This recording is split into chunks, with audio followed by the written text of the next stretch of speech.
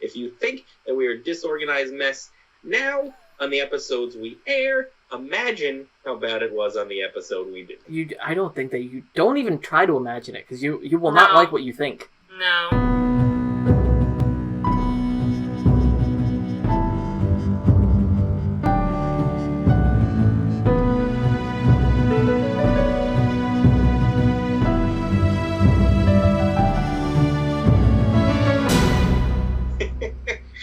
Hi everyone, welcome to Mike Talks Marvel, where we sometimes make things happen. And sometimes we mess them up. Sometimes nothing happens. Sometimes we mess it up. This is so bad. episode 1 of the Twitch series. Episode 4, if you count our podcast. And now episode 12, if you count the lost episodes. Yeah. Okay. We're live. But can you hear us? Yes, 4. we can. Oh, thank God. So that's great. All right. Okay, now let's see everyone. We're a disaster. Yeah, we're a disaster, even if you guys didn't even realize that. So welcome to our first official live stream. Marvel Volume 2, Episode 1, right now. The redo. The reboot remake. Welcome to Mike Talks Marvel, where we talk Marvel to ourselves because no one else can hear us. Because I'm learning OBS. I apologize. So whoever watched that bad 9-minute live stream of just my audio, I'm sorry. And if you didn't watch it, don't just pretend like you didn't hear anything. Maybe it was the best part of the show was your audio. So this guy's Mike. I'm Frank, and that's Ashley. Let's do Thanks, Frank. Let's do a very brief, introducing ourselves, and then let's get into the nerdy news. No. We're doing the whole thing over again. Oh, God. Starting at episode 1. Oh, yeah, we're going to go back. Yeah, we're not in the correct office for that. This is Mike Talks Marvel, where Mike talks Marvel. Frankly, Ashley, we talk about a lot of things. And for those of you who have never seen it before, let's introduce ourselves. I'm Mike. I like comic books. I've been reading them for a long time. That's kind of my thing. I'm big into the comic books. My favorite character, at least the modern one, is Silk here. You can see her. We'll get more into that in a minute. I'm Frank. I'm the movie guy. I've been watching movies since I could comprehend moving pictures. I'm a nerdy guy. The talkies. The talkies, yeah. I'm a nerdy guy, and I don't have too much history with the comic books, so most of my knowledge comes from films, TV shows, and then the extracurricular research I do watching other people break down movies and give me all the Easter eggs and spoilers and all that jazz. So that's sort of my thing. And I'm Ashley. I both read comics and watch movies sometimes. I'm just kind of here, honestly. I mostly cosplay things, and my first cosplay and favorite character is Black Widow. So. Frank, you didn't say who your favorite character was. Oh, Spider-Man. All day, every day. We are a Spider fam. We are a Spider fam. Which Spider-Man? Which film Spider-Man or which, comic Spider-Man? Peter Parker? Yeah, Peter Parker. I'm a plain boy, but Peter. I grew up on the Spider-Man. Tobey Maguire's my boy.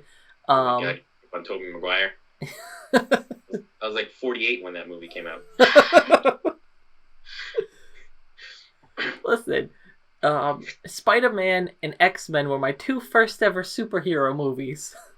Oh, X-Men are superheroes.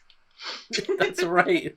They are. You see, when I was a kid, I didn't realize that the X-Men were superheroes. So, X-Men was actually my first superhero movie as well. You didn't realize it was a superhero movie? So when I was a kid, I had this thing where I was like, I don't like superheroes, but I had never seen a superhero movie. It was just that I grew up with all boys who were older than me, and I was like, no, like, I don't like superheroes. And then, you know, I watched X-Men with my cousins, and I was like, that was cool. I like how they can do those things. And honestly, never realized that it was a superhero movie until much later. So were they just mutants to you? Yeah. You're one of the bad guys in that story. Sorry. That's the whole point of those movies. I think redeemed myself.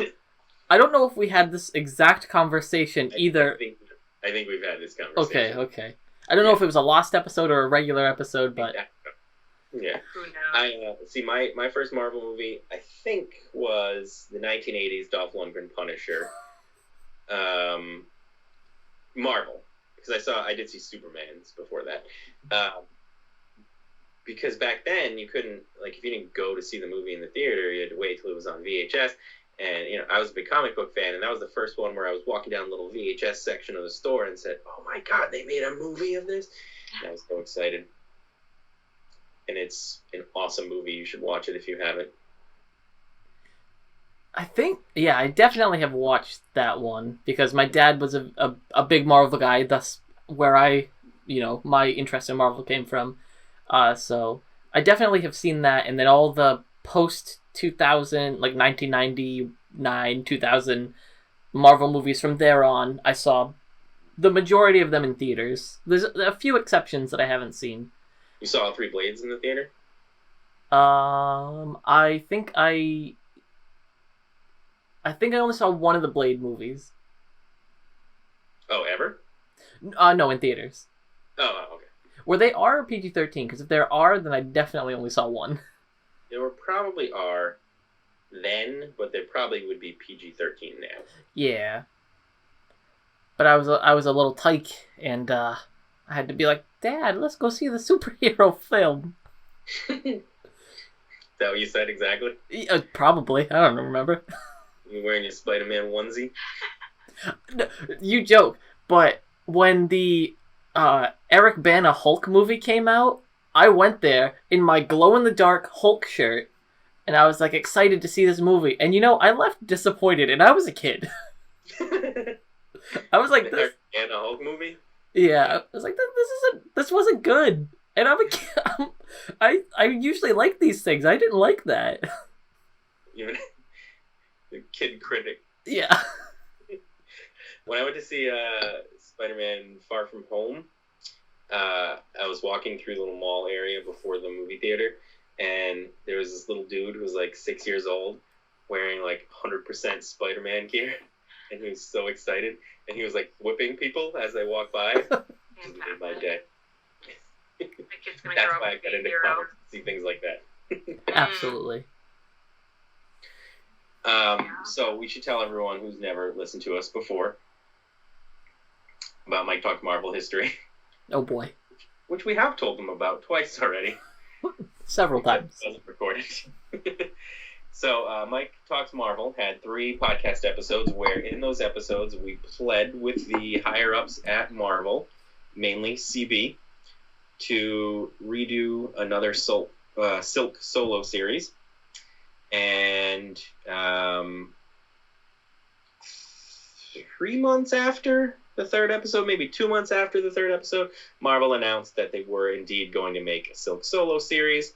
We take full credit for that. That's why we took a break from the show. That's why we've been gone for a while. And then it was supposed to come out last year, but then things got pushed around because of I don't know, something happened last year. It's like a traffic jam or something. Yeah, something happened to the world. It wasn't very good. And then so it just came out like last week. So now we're back because we were boycotting. It was Mike Talks, that company we will not name. And now we're back because it's out. And here it is. I got this copy and this copy and this copy, and it fell. Oh no. Gotta properly affix those to the wall. Yes. I now have every single Silk Solos book. Nice. And her first appearance. What a surprise. It's almost like Silk's your favorite character or something. Have you ever heard of her? Let me tell you. Let me tell you her story. Oh boy. Please go into depth like you did Daredevil. No. That is not what we should talk about. We should talk about all the Disney Plus Marvel shows. Yeah, because we said we were going to talk about like a year ago. So while the world was shut down, Disney gave us this gem of so far 2 shows with another on the horizon. And I think that they have been phenomenal, and we should definitely discuss them right now, starting with WandaVision. Who would like to lead us in this? I don't know what you guys are talking about. Well, let me tell you. Is that on TV? You would you think. Get that through the cable box? Oh, definitely not. You got to subscribe to it. Yeah, WandaVision was amazing. I've been hearing a thing lately from people now that the show's been over for a little while, where people are saying that it started off with too much filler, and I so disagree. I can't disagree more. I think those first 2 episodes are so important to the overall arc of her grief and playing through those stages of it. Absolutely. I agree. Be what it was without those first couple episodes. Yeah, it literally sets up for you to like follow her on this journey of her grieving and getting to the end point there.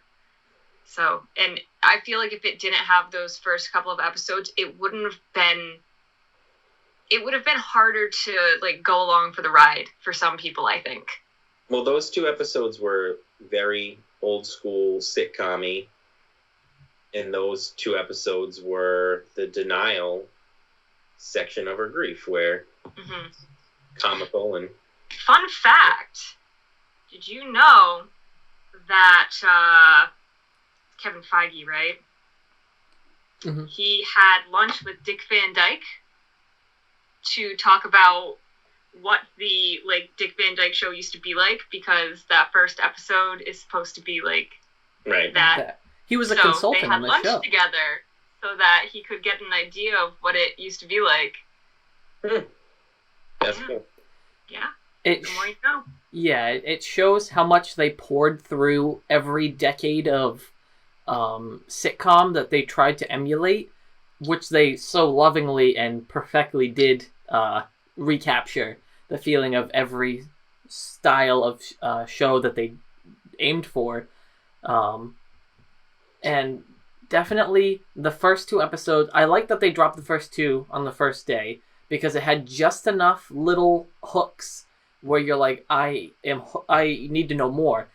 Obviously, I don't have the full picture. There's so much like I've seen from the trailers that I want to know how it gets there and what is going on. What is with this helicopter? What is with this beekeeper? Yeah, it definitely. Commercials, man, those were the ones that I was so good. Yeah. Every little thing was just, especially for people like Frank, who want to dive into these Easter eggs and things like that and find out, like, oh, well, like, what is this commercial for? Like, stuff like that. Yeah. Well, you know what's funny, too, is watch those commercials, take yourselves out of, like, comic book fandom for a minute, and watch those commercials and recognize that they're all trying to emulate the commercials of that decade. And think about how advertisers are masters at getting into the American psyche, and watch those, and then think about the American psyche through the ages, and it gets more and more depressing. Well, no, I don't know that's true. It's pretty much depressing always. Yeah. It's just a different level of depressing. I think the only one that stood out the most to me was the Yomaj yogurt commercial. Well, yeah. Because most, a normal 90s commercial would have ended positive and like, oh, I'm eating this snack now. Look how awesome I am for eating it. But it just like went, we're going to do that, but then we're going to just end it on a very traumatic note. Yeah. So I like that bait and switch. It kind of went along with the progression of the show, kind of. Absolutely. Where we were like slowly getting closer to, I don't want to say like Wanda's breaking point, but like where we visit like her traumatic past and stuff like that and start to understand why she ended up where she is in this Westview and why she created it and stuff. By the way, there's spoilers in this show. Yeah. Let's each pick like a big spoilery thing from the show and kind of have a group discussion about it. Oh boy. Go for it. Yeah? Well, the show itself, I think, is just a fantastic TV telling of grief. In fact, I don't know that I've ever seen one that's better to really capture that so well and all the different emotions that come with that. Yeah. Now, as to the spoilery parts, we can go back to what I was saying too before about White Vision. That was really cool for me because, like I said, I read a lot of the comics, but I didn't really know about that character, and I always kind of, even if I don't know the character, I usually know of the character, and I really had no idea about White Vision. I don't know how I've always missed that, but it was cool to go back and look it up, and then I went on my Marvel Unlimited subscription and read some of the books where that happened. So I always like that when they do that, when they pick up these kind of like small stories and turn them into the big screen for, change it and make it their own. Yeah. Yeah. I love how Vision has stayed so true to his character throughout the Marvel cinematic lineage, and even though he's being passed around by different hands, I like that since Age of Ultron he's kept his philosophical solution to situations, and I like that. I mean, don't get me wrong, the Vision v Vision fight was probably one of the best Marvel fights I've seen. The most accurate and creative way to showcase individual superpowers to date, I think. Maybe I'm forgetting or misremembering something, but I definitely like the creativity of them phasing through each other, using their density shifting, and all their various powers in their tool belt. And the Ship of Theseus.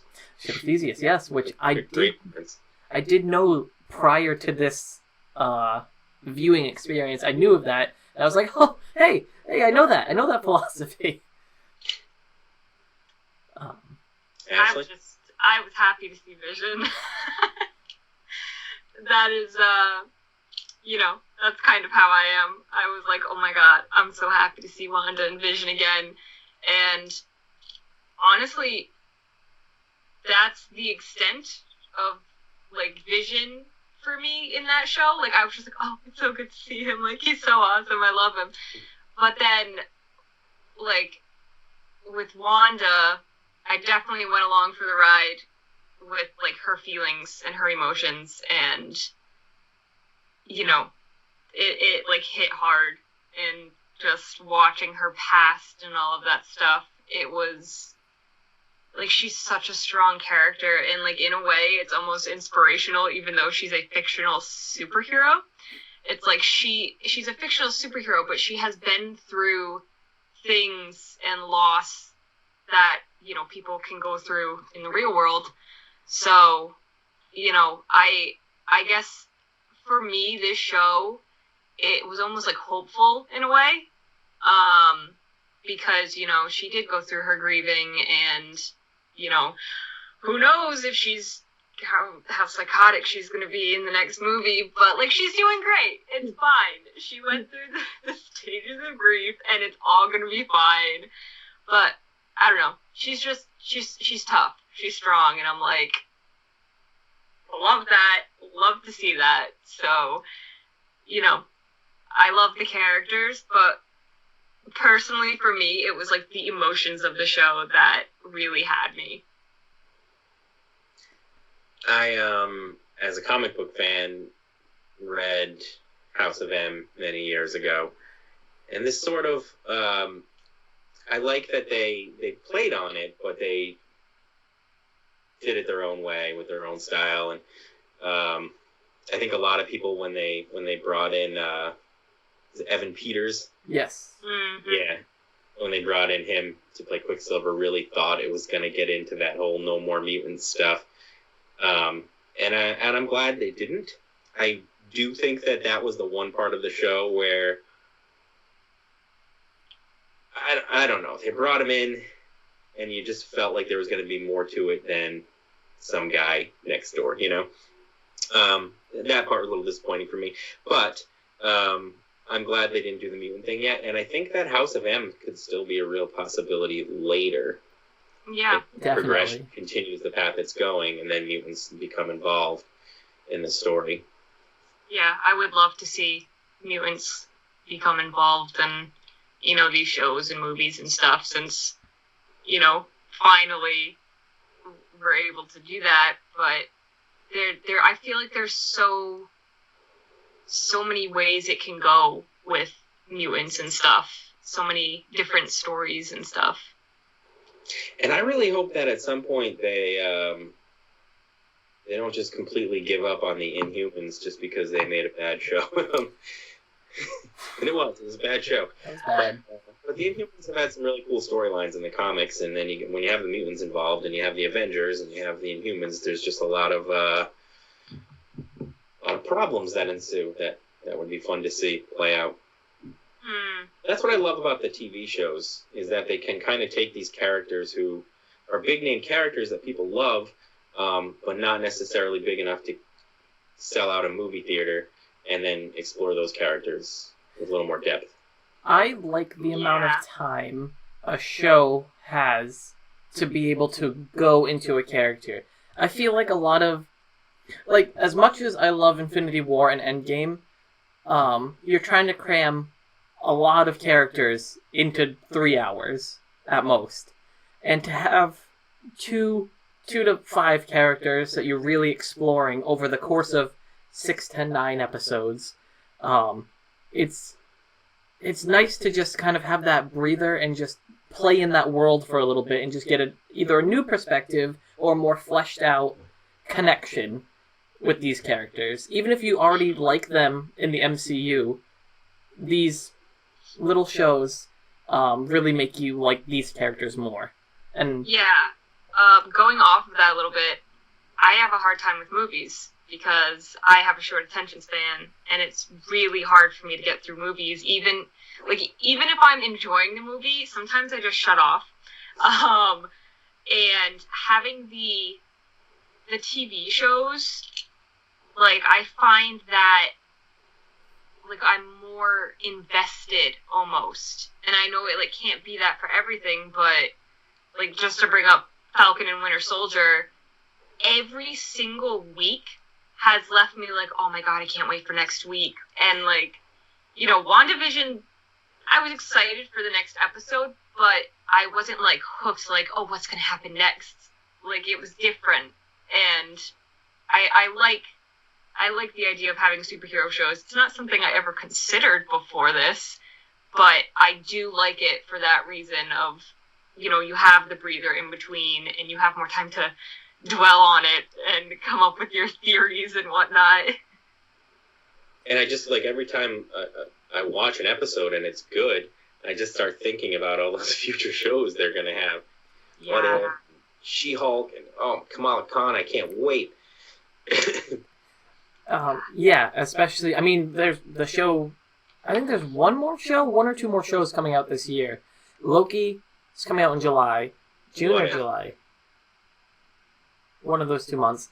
And that looks, from the 2 trailers we've seen, it looks incredible. And that's the only show that's getting 2 seasons, I believe, so far. Oh, really? I think, yes. Which I think can make sense, because it seems like it's dealing with time and realities and stuff like that. They can make that show go forever.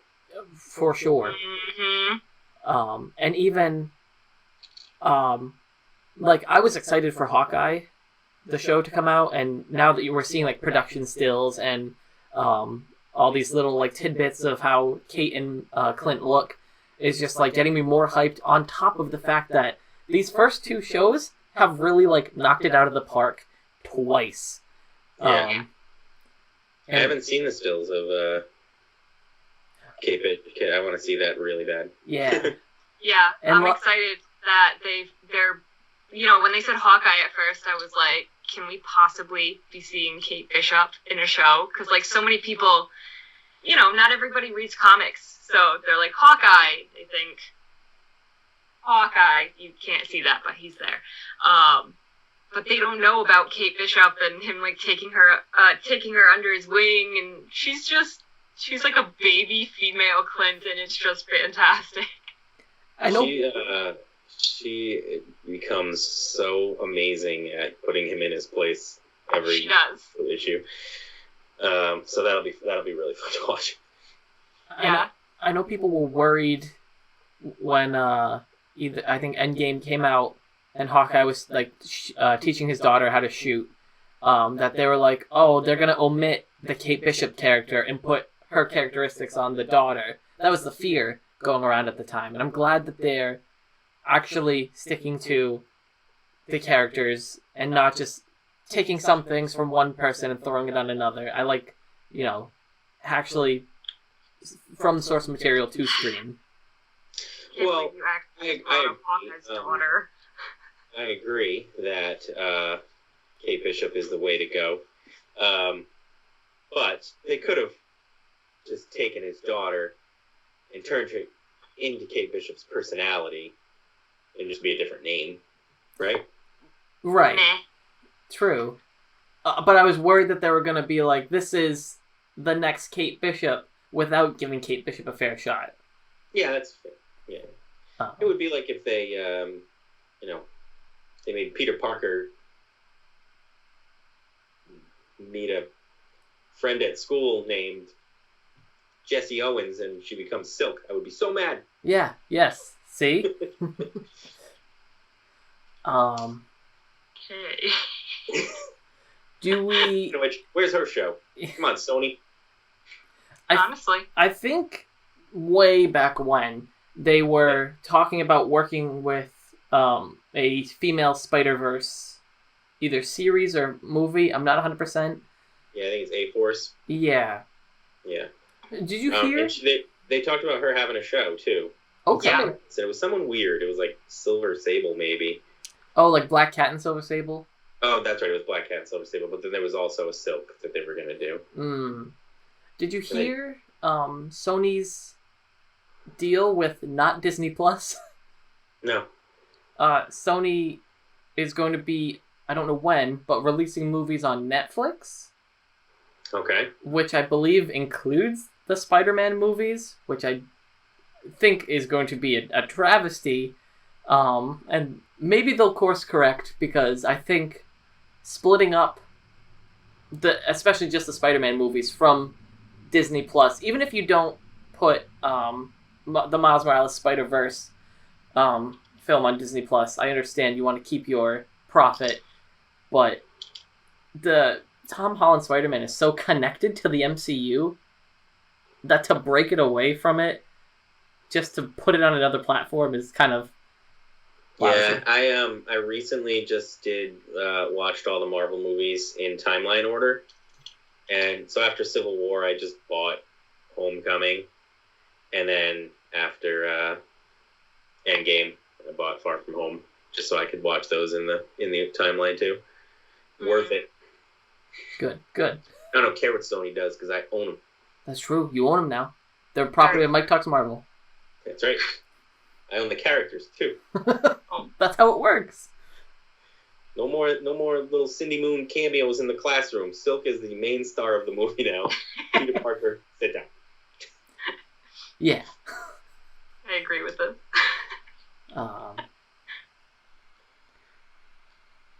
Well, we got... What movies are coming? Black Widow's the first movie coming out this year? Coming out June 9th. June 9th. Yeah. And then we've got Eternals and... Should have been a couple weeks from Shang-Chi and Spider-Man this year? Or Spider-Man this year or next year?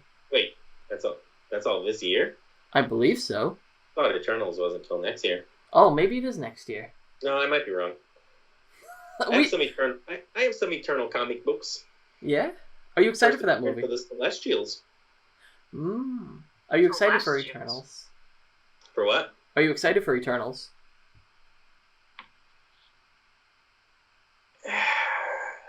Yes. They've never been a big comic book grab for me, but I've liked the Eternals, sure. But more now, I'm just curious how it's gonna fit in with everything else they have coming out. It's got to be on the more cosmic side, right?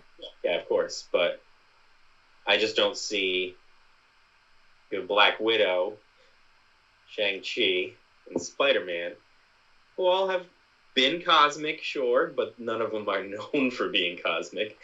True. So where does it all fit in? We'll see. They'll do it. They'll make it work.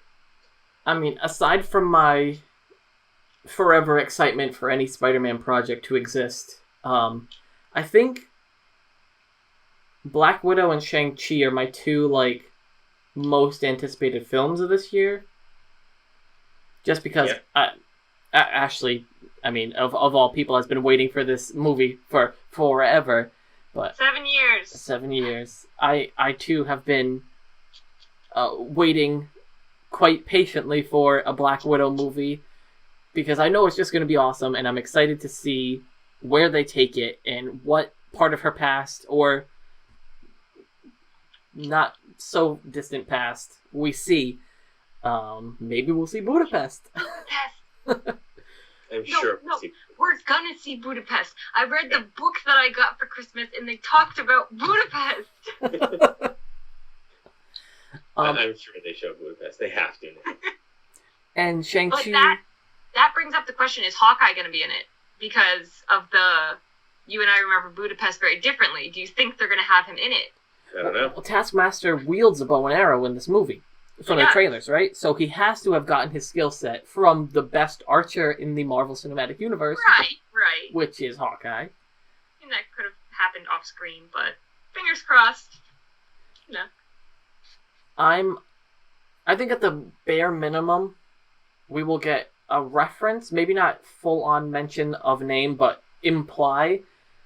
Dream scenario, he's in it. We see him be badass. Yeah? Yeah. I'm excited 100%. for Taskmaster. Yeah, me too. It gives me anxiety. I'm concerned about Taskmaster. Speaking... Look up, when you're bored, look up his backstory. I'm not going to get into it now because it's a very long story. Okay. But look up. Because he has, some real tragedy in his backstory. Oh, no. Yeah. Don't do that. Well, I guarantee they won't get into all of it in the movie. Good. But yeah, look it up. I can't feel bad for the villain. It's a weakness that I have.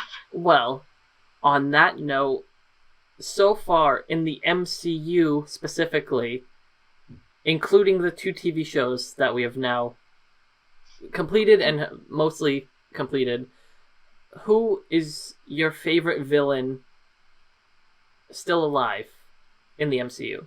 Oh, still alive? Mm-hmm. I had my answer. Well, okay, who was your favorite villain then? It's funny because I wouldn't have thought this when I first saw the movies willy-nilly in whatever order I saw them in, but having watched it in timeline order recently, easily Killmonger. Okay. We actually have not seen Black Panther. You haven't? Nope. Really? No, but after the last Falcon and Winter Soldier, I have to. Killmonger is the most relatable bad guy. People say, edgelords say, they understand Thanos and they wish that he could have won. But Killmonger, he just wants to. He's mad that Wakanda has hidden all of this potential for the people, and he wants to just arm people against their oppressors. That's his villainy. I agree with him. I've been talking about lately that my favorite villains have been the ones that you can understand why they're doing what they're doing. Yeah.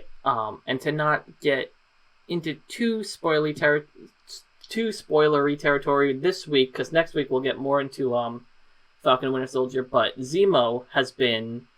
Zemo and the other main villain from that show, I have gotten more attached to as villains, and I can understand why they're doing what they're doing, and I really like them for it. So I think currently Zemo might be my favorite villain alive in the MCU. Well, I mean, technically, Wanda was a villain in WandaVision. True. And she's pretty awesome. So. She is awesome. Yeah. God, that's the debate. That's like, people are like, Loki's a villain, and I'm like, no, he's not. He's not a villain. And they're like, yeah, he's a villain, and I'm like, stop it. So it's like, but what see, do you call a villain? Do you agree with the things he's done, or can you at least understand why he does what he does? Because he was adopted, and his dad was mean to him. I mean, you're not wrong. I mean, he's the god of mischief. He can do whatever the hell he wants, okay? Right. You just described the 1980s classic problem child. Yeah. But no, I do like Zemo. I feel like I never really paid much mind to Zemo, and at the moment, I'm like, oh, yeah, I understand.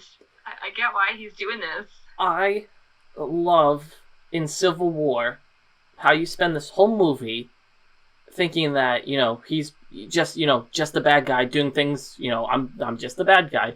But then you get towards the end when he's pitted the heroes against each other, and then you get that reveal that he didn't want to activate the super soldiers. He wanted to destroy all the super soldiers. Mm-hmm. And it's like, oh shit. And then you get his perspective like, oh, I don't want super soldiers. Like, these people effed up my home and like killed my family.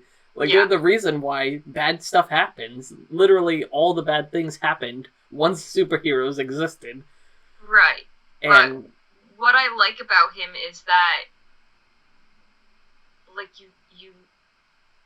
you're like, can we trust him? Like, we can't trust him. Because, like, he's so, I guess, manipulative. Like, it's like he knows what he's doing, and he's so cool and collected the whole time. And so I'm like, dang, like, he's helping the good guys, but, like, he has to turn on them eventually. And, like, you can see that the gears of pulling the strings that he wants to pull to get what he wants are turning and pulling, but you can't see the bigger picture yet onto what his end goal is. Right. Right. And so far has just been a fun journey watching that, as well as the other villains in that Falcon and Winter Soldier show. Mm-hmm. And also, Zemo gave us the greatest gift to this world. His little improv dance scene that is just so wonderful. That's moves. He's got the moves. He does. Yeah. That actor, I only recognize him from Inglourious Bastards. Okay. Did you see that movie? Yes, I did. No. He was a really good villain in that movie. Is that movie about Nazis? It's about killing Nazis. Okay. Yeah. Okay. Yep. It's a Captain America approved movie. Yeah. But I definitely think we should talk more about Falcon and Winter Soldier next week. Especially, we'll get into what happened at the end of the episode this week and what happened next week. This current week. Because once this episode releases, there will be one episode left to watch by the next time we podcast. Yes. Yeah. And that's it for that show. Unless they do a spin-off. Like, WandaVision could do a spin-off show, just not called WandaVision. And this show could do a spin-off. I don't know of which combination of characters, but it could lead into something else. But currently, there's no known connective sequel series to either of the shows. Yeah. But I would be excited if there was. And yeah, I don't think they should do it like a season 2 though. Like Right. WandaVision was a comic book run about this brief series that she was going through. And then Wanda could come back and do another show in her next arc, probably after Doctor Strange, but it'll be a different show.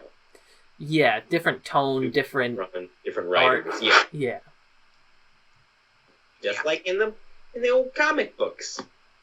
Yes. We'll talk about more next week. Absolutely.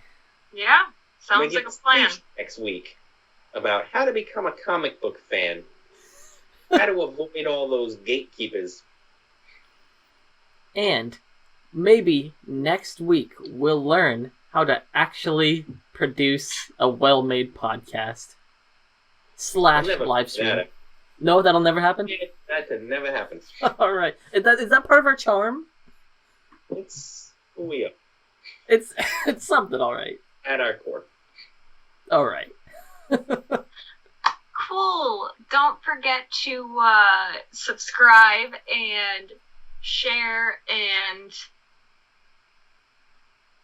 Follow what else us. do you do on Twitch? Well, yeah, follow us on Twitch. Comment, interact if you want. Tell your friends about it. Follow us on our Facebook page. Once this live stream is done next week, it'll be sent to YouTube and re-uploaded along with the first 3 audio-only podcast episodes. So be on the lookout for that on our Mike Talks Marvel YouTube channel. I don't know if you're still posting on social medias as MTM. I hadn't been, but I will now. But you can, yeah. And I stand by what I said during our Lost episode there. The day we get 10,000 followers, we will release the Lost episode. So tell your mothers, tell your brothers, watch the show, and we will release the Lost episode. If you think that we are a disorganized mess now on the episodes we air, imagine how bad it was on the episode we did. I don't think that you don't even try to imagine it because you will not like what you think. No. It was great. Sure. Thank you all for participating in this stream. Thank you for watching. Thank you for future people watching this re-uploaded on YouTube. Mike, Ashley, thank you for dealing with me and my technical difficulties. It was worth it, man. And I think CB is at home right now watching this. Oh, CB's our number one fan. What fans like. He's calling his writers. He's saying, "Coach, I got a new series for you." Maybe he'll even draw us or have us drawn into like the background of one of the Silk comics. Well, here's the thing, CB. If you're watching, I know that this new Silk Solo series is only 5 issues. So that's not a long time for Mike Talks Marvel to be back on the air. You don't want us off the air again, so you better extend that. Gotta get on it, CB. You heard the man. CB, if you're listening, silkify that universe. Silkify this universe. Bye, everyone.